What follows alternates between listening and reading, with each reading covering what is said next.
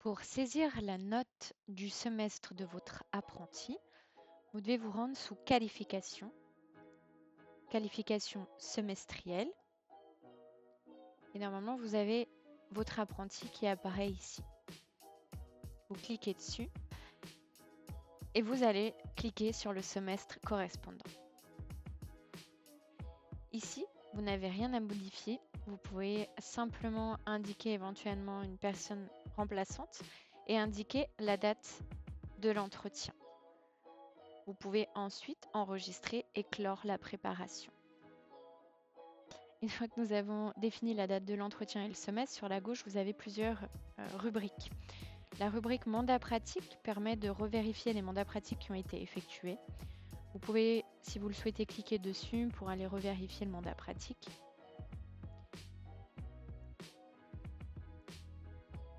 Sous grille de compétences, vous avez donc les évaluations de l'apprenti et vos évaluations en tant que formateur. Cela peut vous donner une idée de ce qui a été réalisé jusqu'à présent. Et nous, ce qui va nous intéresser pour la saisie de la note, c'est le rapport de formation contrôle de compétences. Vous pouvez cliquer dessus. Une fois que vous arrivez sur cette page rapport de formation contrôle de compétences, c'est à cette étape-là que vous allez pouvoir noter le nombre de points par critère. Les critères restent les mêmes que sur l'extranet d'OVAP, à savoir compétences opérationnelles, analyser les forces, les faiblesses, tirer des conclusions, faire preuve de motivation d'initiative et la collaboration interne et externe. Vous allez devoir définir entre 0 et 3, comme sur l'extranet, avec vos remarques ici. Vous pouvez vous aider des auto-évaluations faites par l'apprenti et de vos évaluations en tant que formateur, si jamais cela peut vous aider. Et vous notez les points. Les justifications sont très importantes ici, donc justifiez vraiment tout ce que vous notez.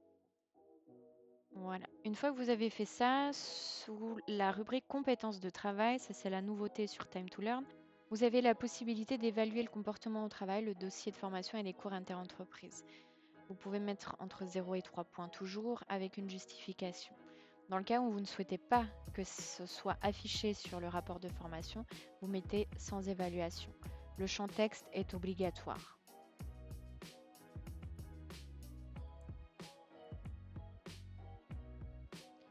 Ensuite, vous avez un onglet qui s'intitule Objectifs, mesures, rapport de formation. C'est là que vous allez mettre les objectifs du semestre qui s'est achevé et les objectifs pour le prochain semestre, avec également les mesures qui vont être mises en place pour atteindre cet objectif. Vous pouvez également mettre un délai. Et vous pouvez choisir le nombre d'objectifs que vous voulez. Ensuite, vous allez sur Enregistrer et rendre visible pour l'instructeur. Une fois que vous avez fait ça, vous avez le nombre de points qui s'affiche ici. Pour rappel, le critère numéro 1 a une pondération toujours de 4. Vous voyez le nombre de points ici et la note affichée. Vous voyez le nombre de points que vous avez donné et ici vos justifications. Vous pouvez aller d'une rubrique à l'autre. Vous pouvez aller voir vos objectifs. C'est à ce moment-là que vous en discutez avec votre apprenti. Vous faites votre entretien de qualification et vous lui expliquez la note obtenue avec le nombre de points et pour quelle raison, avec des justifications. Une fois que ça a été fait, vous retournez sur Enregistrer et vous mettez sur Discuter.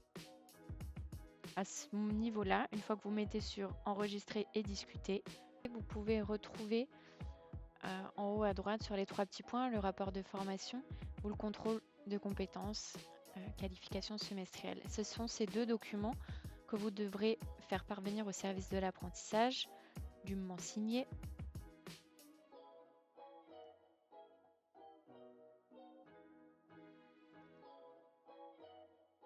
Voilà, donc là vous avez le contrôle de compétences avec le nombre de points, la note,